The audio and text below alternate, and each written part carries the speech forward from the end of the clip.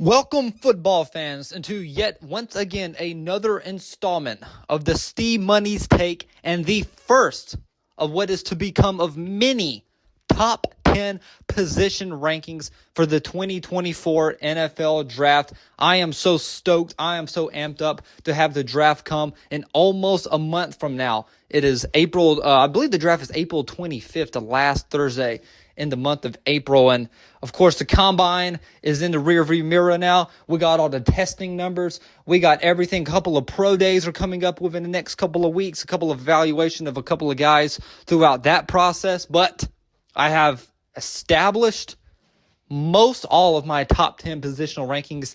I'm still working on the running backs. That's obviously a tricky position within a lot of people's rankings and a couple of more. But today we have officially the top 10 quarterbacks for the 2024 NFL Draft, starting from 10 to 1. And without any further ado, let's just go ahead and just dive right into it. And of course, coming in at my number 10 position, which really it took all the way up until just within a couple of days for me to really come up with a verdict of who my number 10 guy was, and that's Jack Plummer from Louisville. Now, of course, it's some people might be sort of a underwhelming number 10 guy, and my draft value of Jack Plummer is easily a day 3 guy. I think he'd probably be anywhere from the 5th to the 7th round of the draft. I definitely think he's a viable, draftable quarterback. Now, of course, recapping and retrospecting the season that Louisville had, getting all the way to the ACC championship game, and fighting through and through with Florida State that entire game. But this is the guy, okay? Louisville, everyone says, okay, they had a pretty good running game, pretty good stable of tailbacks and a couple of playmakers, throughout that roster. But the guy that was leading the charge at quarterback was none other than Jack Plummer. And I tell you, the number one thing I'm the most envious when it comes to this young man's capability is the fact that he has played in three different teams, but really 2 different systems throughout his longevity in college football. Of course, he started out at Purdue. He played under Jeff Brom, who he obviously played under at Louisville as well. And then, of course, he transferred one season in 22 to Cal, where he had a couple of really good games there at Cal. Just, when you play for a team like Cal, you're really not really under any major spotlights, and particularly about how the landscape of their program has been but of late. But I do believe he threw for over 400 passing yards against USC during his time at Cal. So he's played in 2 different systems, played under Jeff Brom's really pass-efficient offense 2 times at 2 different schools. And that's very synonymous with what we talked about last year with Aiden O'Connell coming out Purdue. Was he played in a very sophisticated, very NFL-oriented offense. And obviously, Aiden O'Connell got the sort of layer at the late end of the season, got to start a couple of games, got to be a part of the victory over the Kansas City Chiefs on the Christmas Day game, even though he really wasn't a massive factor. But he was obviously still a piece to leading to the victory that day. And Jack Plummer, size, 6'5", 215 pounds. Like I said, he's got a lot of college football experience. Like I said, mainly the number one thing with this young man that really sort of gave me the nod for him as my number 10 guy over a few other guys that I think would, in most people's boards, would be sort of in that top 10 rankings was, I really like this guy as a passer. He's really got some really good play action to his game. And I even think one of the most underwhelming, underrated qualities to his game is he's got a lot more of a stronger arm than a lot of people think. He obviously didn't get to showcase a whole lot of that at the combine. But I think he's one of the more underappreciated and undervalued prospects. So, and it's sort of my way of giving him nod here was put him at number 10. Like I said, I think you could get yourself a really good, backup quarterback who's used to a lot of NFL schemes through his college career, playing in that Jeff Brom sort of air raid, pass efficient offense. So I think he's pretty good day 3 quality depth. All right, moving on to our number 9 spot. We have none other than another quarterback who has played a lot of football in college football, another guy that's played in a lot of different systems, and that is none other than Sam Hardman, the quarterback currently from Notre Dame, but longtime Wake Forest guy. Obviously I think he set a lot of records over there at Wake Forest and really could be debatably the best passing quarterback that Wake Forest has ever had in the history of their program. He put up a lot of big-time numbers there, as so did so many players at their school for so many years in the past. Sam Hardman, very much like Jack Plummer, which is going to be sort of a common theme all the way up until we probably get within the top 5 of these quarterbacks, is he's another guy I just see pure backup potential out of. Now, no knock against him, and once again, college experience is another massive factor when it contributes to the stock of Sam Hardman. He's one of the best short intermediate passers in this year's draft class, and so is, so many other guys in this year's crop of guys. But really, I guess really one of the biggest knocks about Sam Hardman, and which, by the way, kudos to Sam Hardman, being of which the only quarterback, or one of the few quarterbacks, I believe it was only 4 or 5, who actually ran the 40-yard dash at the combine, even though it wasn't nothing spectacular. I think it was like in the sub 4.8s or something like that. But kudos to him. He knew that he had something to prove to NFL scouts, and he wanted to prove it at the combine, and he took the best out of a situation and took advantage of it. One of the biggest knocks, now we have to address the flaws with Sam Hardman. As good as a short underneath passer that he is, I do think he lacks a lot of true athleticism. I don't really think he has a lot of unique skills that you would want out of a quarterback. I really don't think he has much of an arm either.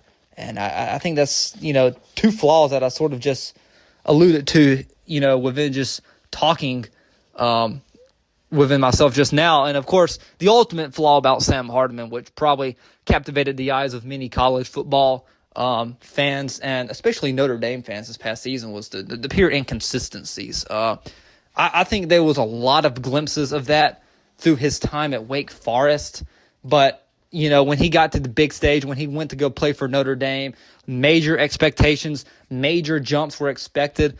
If you guys recollect to my video back in before the season started, this is what we had him in the top 10 back then as well. But we said, one of the biggest things about this kid is his inconsistencies. Some games he'll throw for 400 yards against the defense, like against Clemson in 22. He threw for almost 400 yards, almost prevailed to a victory that year against Clemson. And, it wasn't shocking to me, but it was shocking to a lot of college football fans that Wake Forest went toe-for-toe in that game. But, I think that really sort of showcased a lot of his inconsistencies this past year at Notre Dame.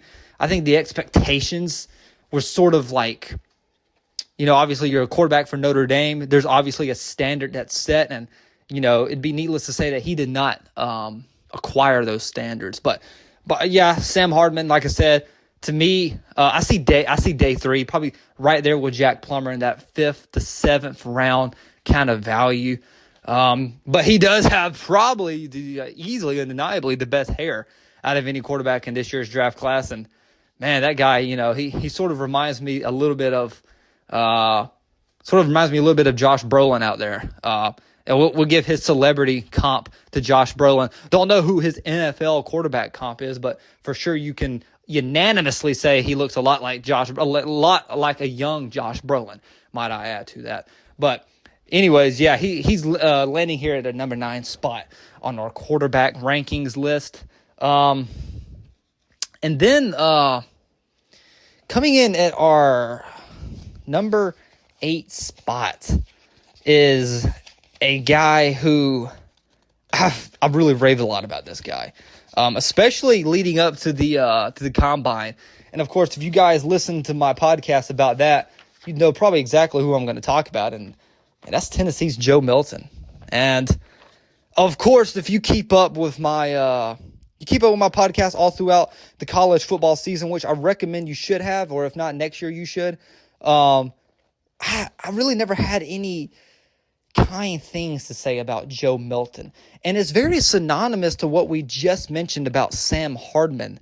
was inconsistencies and expectations going to a certain program. Now, of course, Joe Milton's expectations were probably a lot more higher standard playing for Tennessee, and obviously the predecessor quarterback to Hendon Hooker, who had such a fantastic 2022 season there, obviously before the gruesome injury. And of course, the small sample size Tennessee fans got of Joe Milton within the absence of Hendon Hooker was, they were thinking, look, this guy's got a rocket bazooka arm, which, by the way, is an uncandied ability that he has.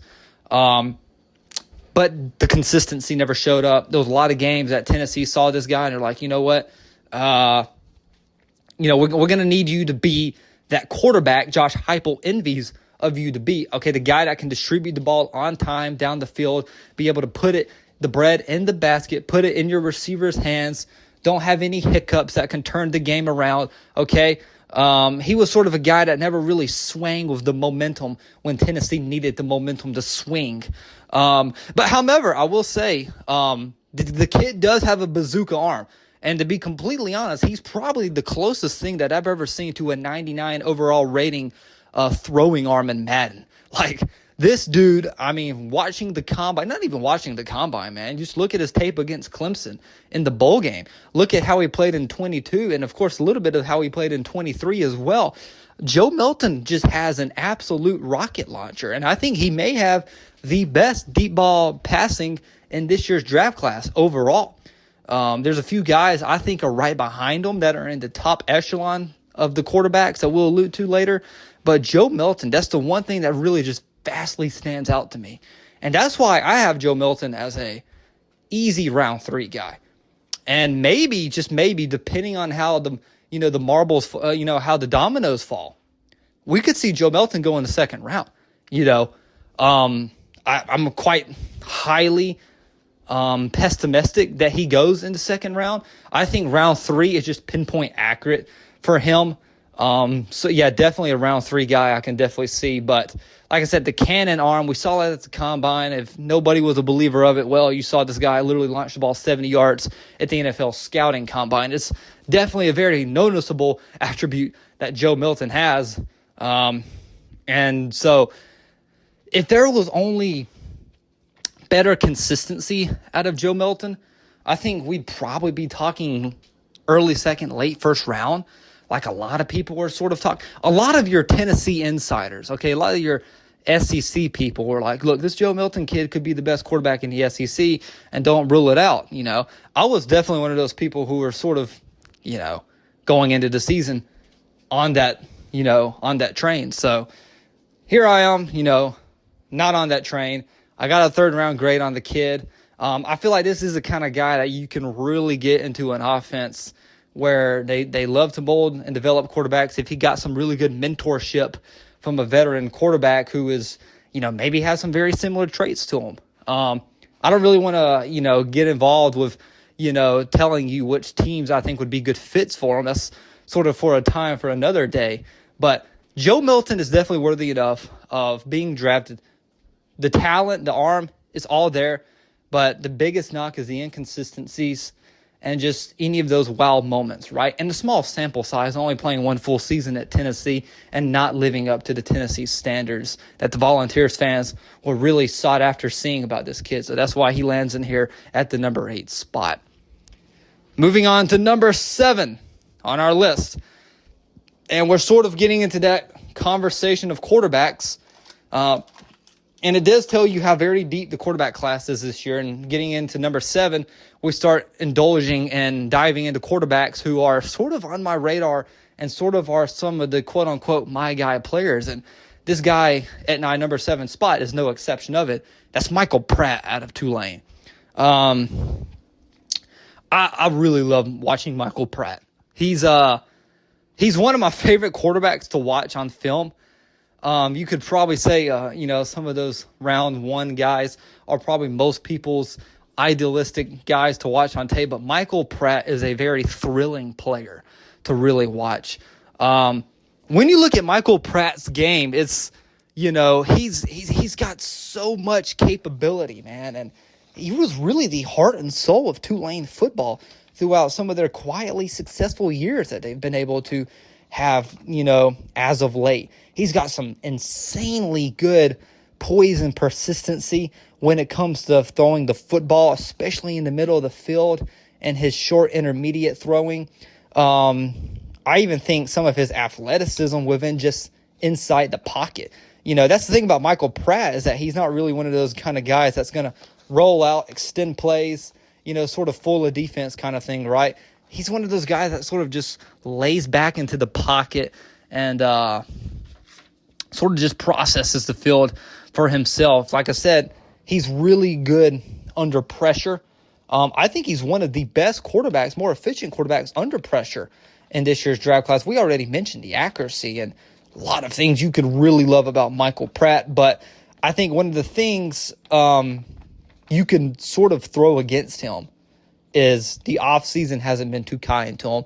I didn't see those kind of throws at the combine. I saw a little bit of discomfort out of Michael Pratt at the NFL scouting combine. And not to cease to mention that, you watch the tape of this young man, and, we'll get into some of these other quarterbacks very shortly. But I just think when you watch tape, there's 6 other quarterbacks who are ahead of him whose tape was just too jaw-dropping, too captivating. He did have that really fantastic game against USC. I mean, look, all coaches know that game that Michael Pratt played against USC is how you want your quarterback to play. Persevere, just toughness, the ability just to be able to just have the, idea of just nothing more, nothing less of winning a ball game, and just the perception of anything I can to win this ball game, I'm going to do. And he showcased so much toughness and resiliency in that ball game. That's really what got him on the map in a lot of scouts' eyes, not even talking about the big-time productivity that he put together in the 22 season. 23 was a good year for Michael Pratt as well. I think he was, equally as good in both of his years, his 2-year span at Tulane, as he was the year that they knocked out, not really knocked out, but knocked off USC in the bowl game that year. And, look, Michael Pratt, stands at 6'3", 220 pounds. Yeah, he's a really, I'm going to tell you exactly, just to be completely honest, at first glance, like the first initial thing that struck my mind when I watched Michael Pratt play. And, this is just straight up the first initial reaction that came to my mind when I was watching his film play was athletic and a shorter version of Peyton Manning. And now, look, I'm not here to say that he is going to be Peyton Manning, okay? He's not going to be the next Peyton Manning in the National Football League, folks. I don't think we'll maybe ever have a kind like him once again, but he does remind me of a little bit of a shorter and a more athletic version of Peyton Manning, just the way that he plays inside of the pocket under pressure and been able to control his vision down the field. That's what I like, and that's what I rave the most about Michael Pratt. And obviously, he's one of my guy kind of players. That's why he comes in at my number 7 spot. And then my number 6 guy is a guy that I literally just got done making a video about not too long ago. That's J.J. McCarthy from Michigan, landing in my number 6 spot. Now, obviously, if you listen to both videos and you heard what I said about J.J. McCarthy, it's talking top 10 or talking top 15. They're saying that this guy is going to be a face of the franchise kind of guy and a guy that could possibly be the biggest sleeper quarterback in this year's draft class, and they're putting him in that tier 1 conversation. No, I don't buy into that at all. You can't really sell me to tell me that J.J. McCarthy is going to be that good at the next level. There's a whole video for it, which is my last video that I uploaded. And obviously, he almost had equivalent stats back-to-back years from Michigan. Really, the only indifference was that he hoisted the national championship trophy, in contrary to the other year when they lost the playoff game. But like I said, a lot of people say, well, the offense that he played in was not really prone to, not really quarterback friendly, even though it has been really friendly for quarterbacks who have played there before. And, Jim Harbaugh is no, stranger to developing and trying to get the best capability out of quarterback. So I will say that there's a lot of things you can like about J.J. McCarthy. Now, my grade for him is round 2, okay? I think he's a second-round guy. He's probably he will go in the first round. I don't think there's any if, and, but, or probably to it. He will go in the first round. More than likely, what we've been hearing from NFL scouts, GMs, analysts, they're all on board the train. It's just sort of something that, it doesn't really hurt. It doesn't really hurt his stock either that he's a former 5-star prospect. And like I said, we've seen guys who are national championship quarterbacks who do not even get flirted with the first round conversation. But this guy for sure, J.J. McCarthy, I think when you look at a lot of things, there's a lot of things to be happy about this kid. I think his short intermediate passing is one of his trademark abilities. I do think there's a lot of guys who are better with just those pure check down passing than him. I really think it's J.J. McCarthy's ability to be able to extend the plays. He showed a lot of that, honestly, and I think maybe some people think maybe he's a little bit of an underrated athlete himself.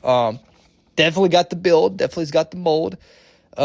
He's got a lot of things that a lot of NFL teams could really drool over. But like I said, it's a top-heavy quarterback class. I just don't see how J.J. McCarthy is going to be able to flirt with the idea of being a top 10, top 15 overall player. And how could a NFL organization invest in a guy that has always just sort of had that label of a field general quarterback throughout his time at Michigan, just a guy that they asked not to make any mistakes and just go out there and win ball games? I tell you this, J.J. McCarthy, if he gets really good mentorship, if he becomes the understudy for a quarterback who might have a lot of, shall we say, a lot of, accomplishments under his belt, which you only hope he does. Now, obviously, that would be an idealistic situation if he gets to go behind a veteran quarterback who is very well accomplished in the NFL and, inevitably take over. I'm not exactly sure that's going to be the case. Because like we said, let's play things straight up here. I don't know if there's any of those teams that are going to be available, especially with these 5 other quarterbacks who I'm much higher on that are going to be available and will probably be first-round picks or have the attributes and the skill set to be first-round guys. But like I said, J.J. McCarthy is the ultimate project. He is the ultimate project. He's just that guy that you can just sit there and say, you know what, what if, if you're a GM and, you're drafting guys and you're saying, look, if I put him behind this quarterback, could I guarantee success? It all depends on who that quarterback he's sitting behind is, okay? I don't think it's going to be immediate success if you go out, draft J.J. McCarthy day one, throw him into the ring and say, hey, look, you're going to be our starting quarterback right here, right now. You're going to go out there and try to help us win and try to win the division and ultimately get us into the playoffs. No, that's not going to be J.J. McCarthy. And like I said, he could ultimately be a flop if he gets into one of those situations where he's immediately, snap of your finger, just your quarterback.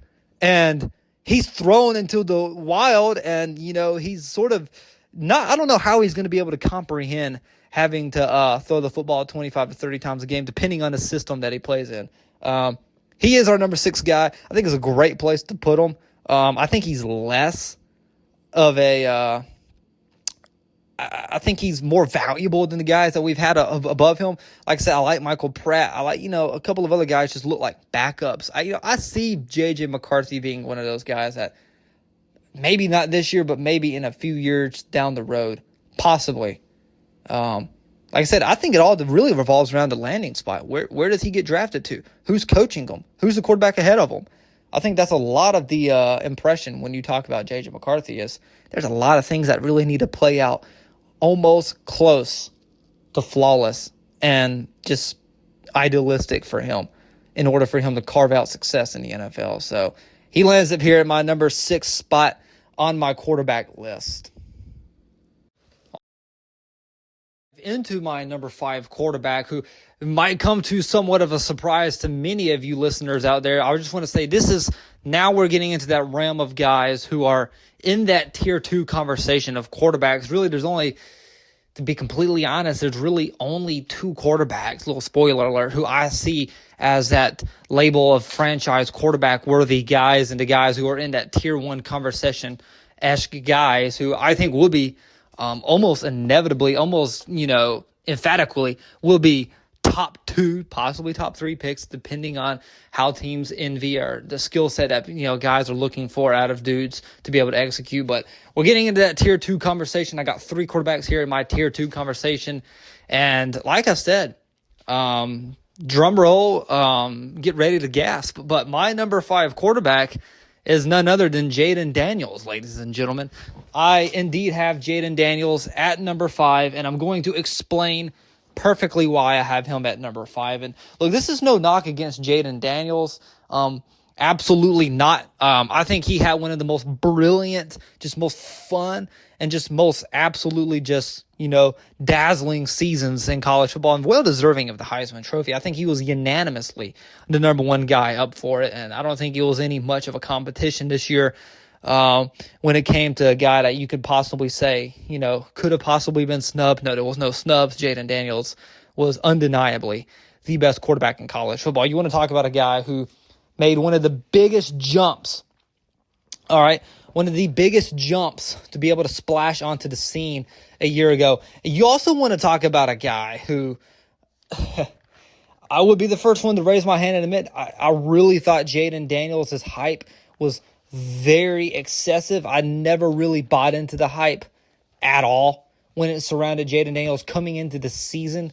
I saw the stats. I heard a lot of people say, this guy could possibly be the benchmark quarterback of the SEC and sort of be that guy that, puts up the monster numbers. But, looking from his 22 season where it was only, just a little bit shy of 3,000 passing yards, 17 touchdowns, 3 picks, I was quite underwhelmed with Jayden Daniels. I thought he was just sort of just a mediocre passer and just sort of a electric, elusive runner who's got some really good wills to him. But just as I doubted him, he came together, had over 40 passing touchdowns this season, just in one of the greatest seasons anybody could have ever possibly witnessed in college football. And for LSU fans, this is not the greatest quarterback season you guys have ever seen. You guys have got to witness Joe Burrow a few years ago, who's become a franchise quarterback in the National Football League. And, of course, I think that's one of the things that a lot of people say is, can he follow behind the footsteps of, former Heisman and,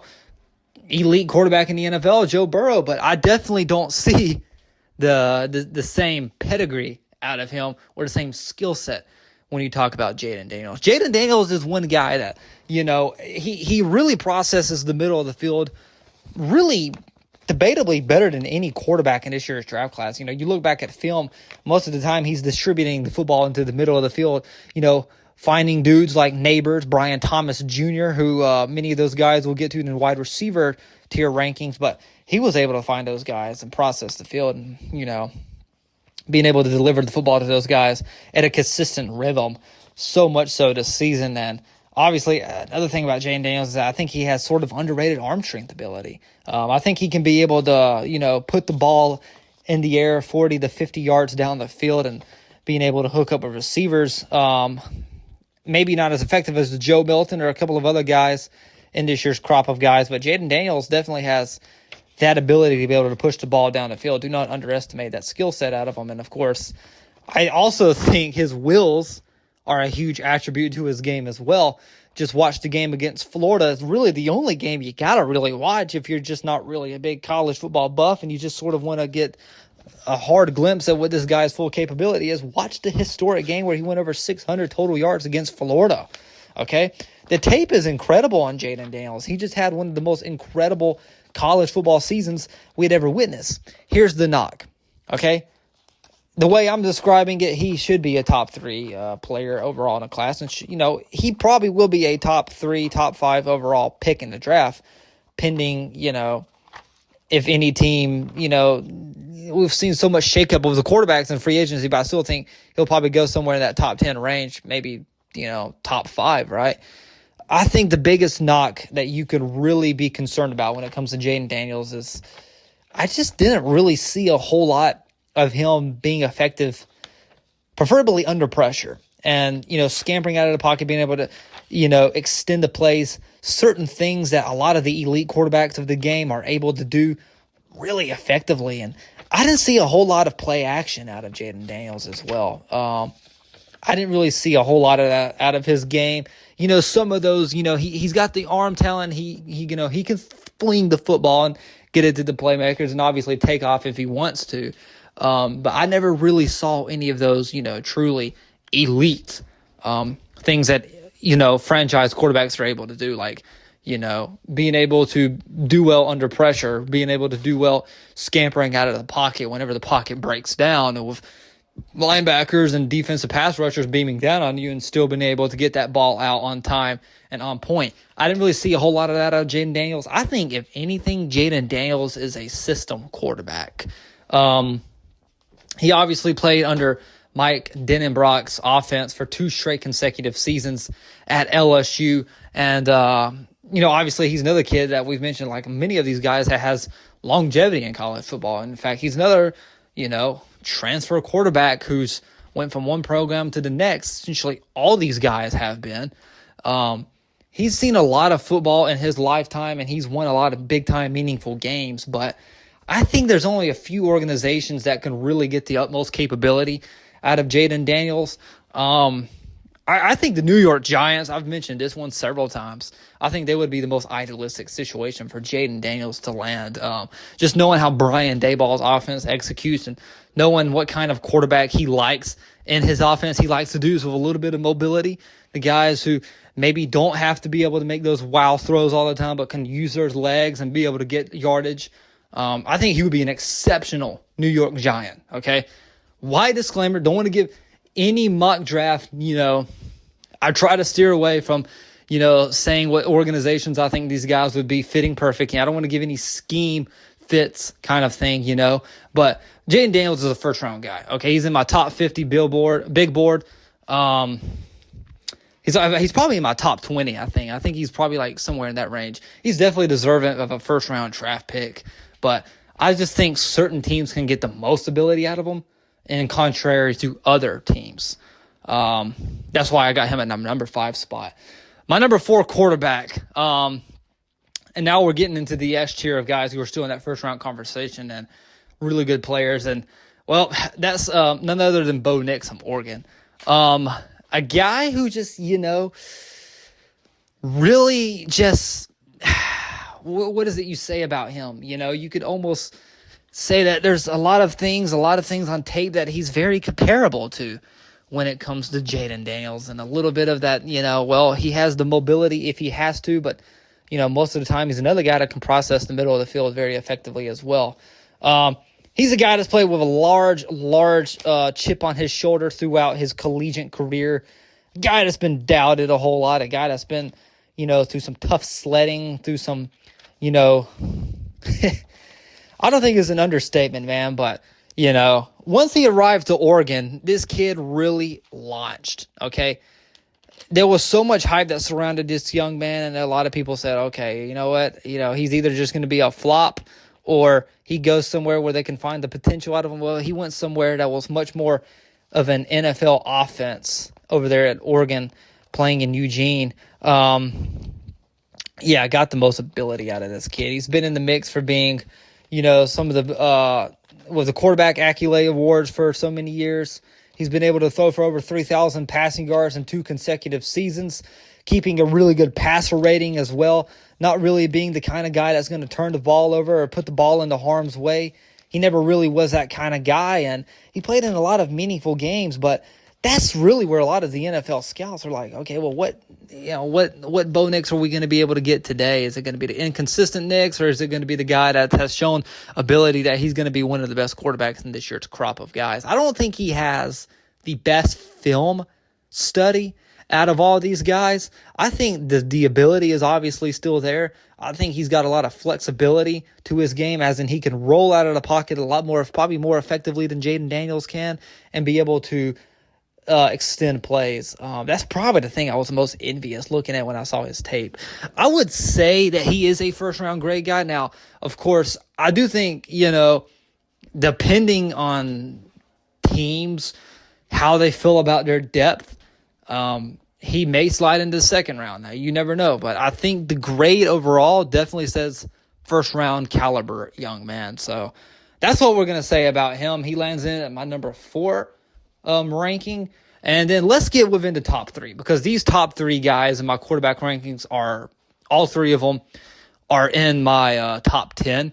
And spoiler, but one of the guys is my number 1 prospect in the entire draft. And these other guys aren't too far behind.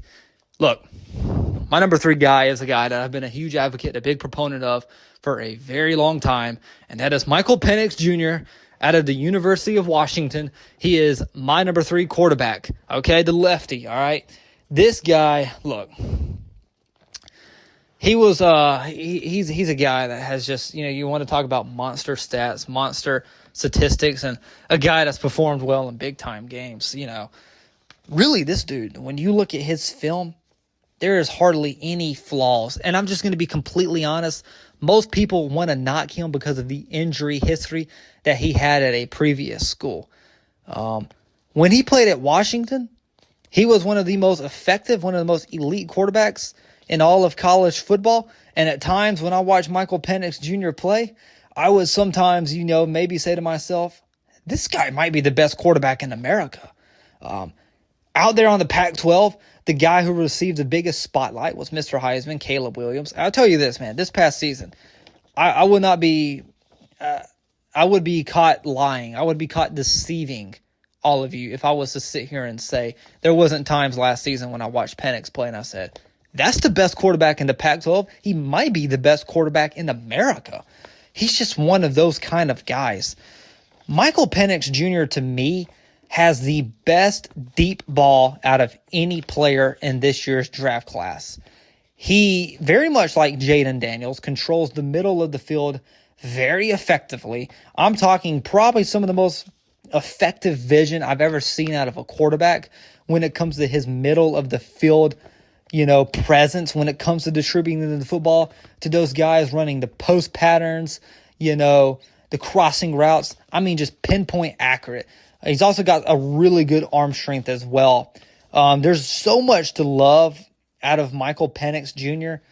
He's got so much of just a tremendous skill set, but I really just think he's got a real gunslinger in him. And I remember watching the combine. I was just watching this guy step up. I was like, wow, I was kind of dazzled. I was like, how in the hell is nobody talking about this guy? Because he's got so much of a unique skill set to him that I just don't know how many people can sit here and say Michael Penix Jr.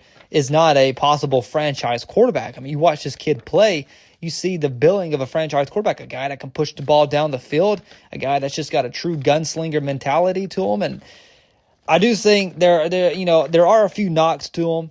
Maybe he doesn't have those, like we said, talking about Jaden Daniels, those unique attributes that you like to see out of the guys who get the franchise quarterback label over their name, like extending the plays and being able to do well under pressure. If you really want to see Penix under pressure, do watch that game against Michigan in the title game, which, he didn't really leave people with the best impression of him, throwing a few picks in that game. And of course, that was the last game we really ever got to have a glimpse of him of, and just really just very underwhelming performance there by Washington and their offense as a whole. And, unfortunately, I feel like if maybe Penix had played better in that ball game, maybe if he had, maybe ultimately won the national championship, maybe we would sit here and say, yeah, that guy's a bona fide lock for the top 10. I think most other scouts would say that. However, I'm saying it. I think he's a top 10 prospect.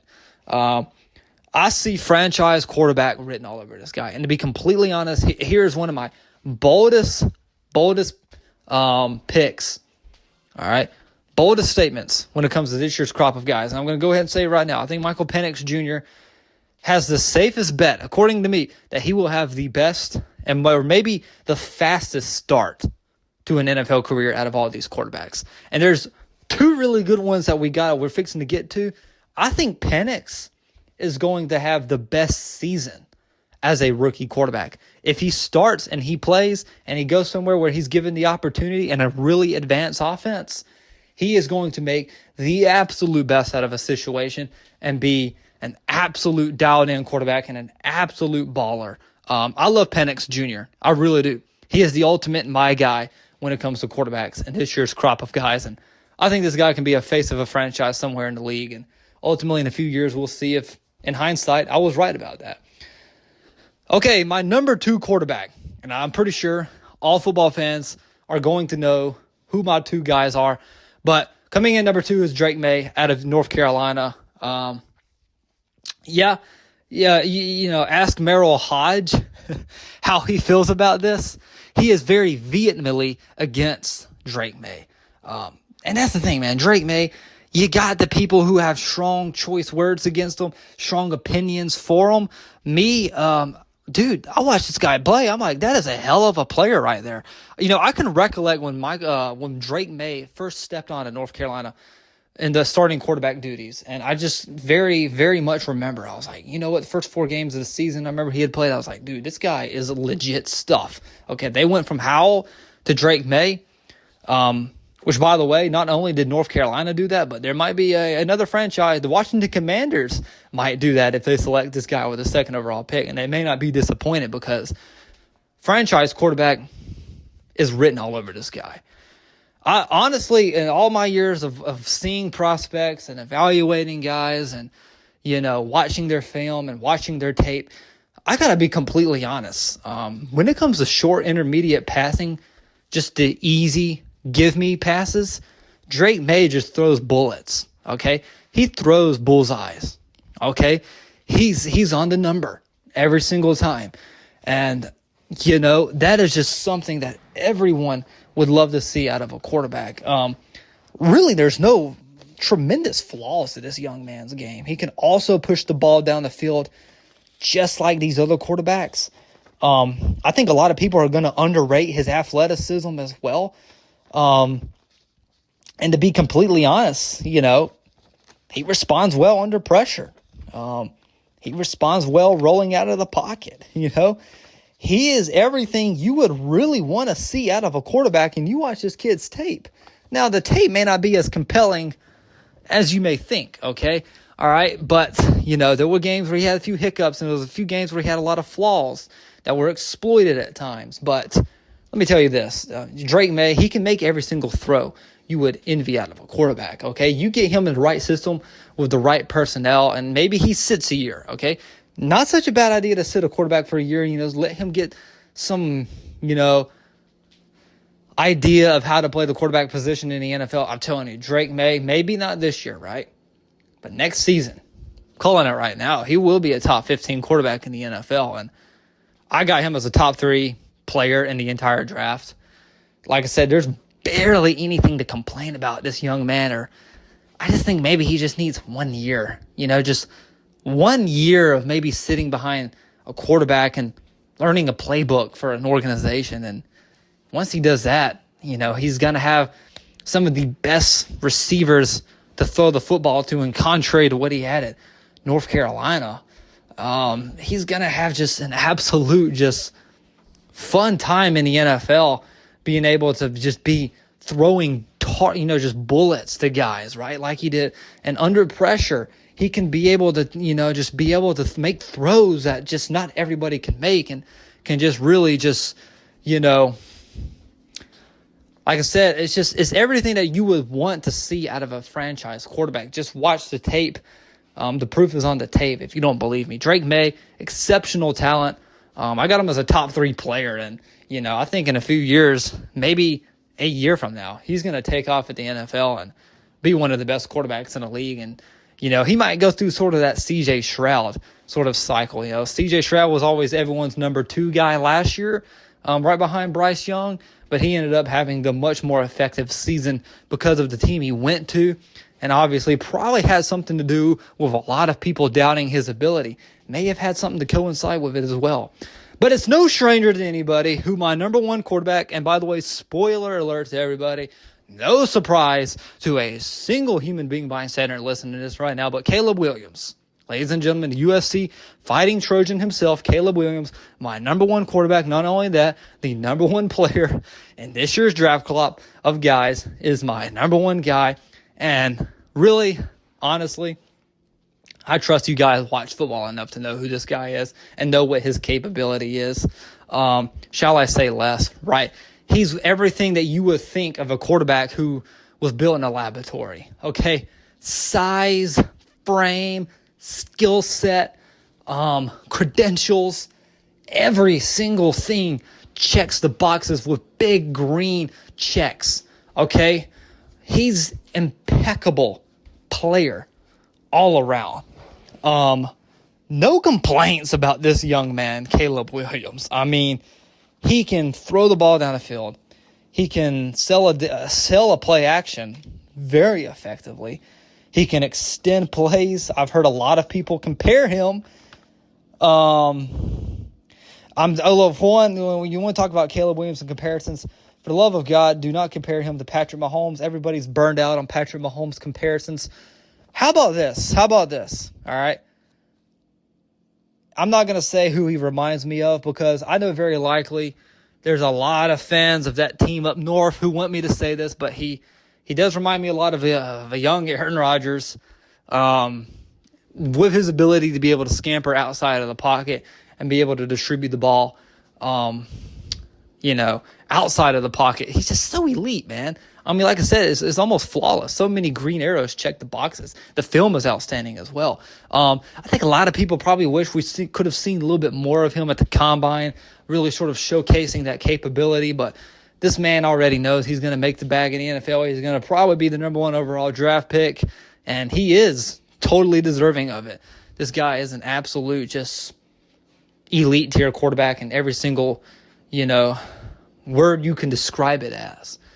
And he's going to be one of the new faces of the face of a franchise for sure. He's also going to be one of the new faces of the league probably in the next 2 to 3 years. So that's my evaluation of quarterbacks, ladies and gentlemen. Tell me your opinions. Do you agree? Do you disagree? I put in so much work to be able to get you guys this content. I got running backs, receivers, tight ends, pass rushers, defensive backs.